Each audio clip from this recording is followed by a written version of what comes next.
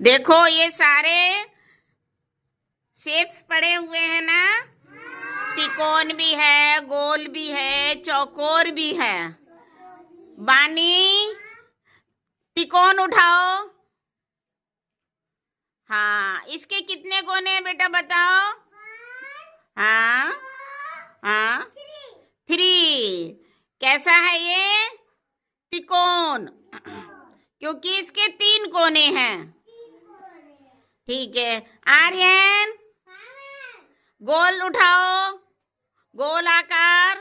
Very good. ये कैसा है? गोल। इधर दिखाओ मुझे, पलट के दिखाओ, पलट के दिखाओ। येलो कलर दिखाओ। हाँ, इसी में येलो है ना पीछे। हाँ, कैसा है ये? येलो।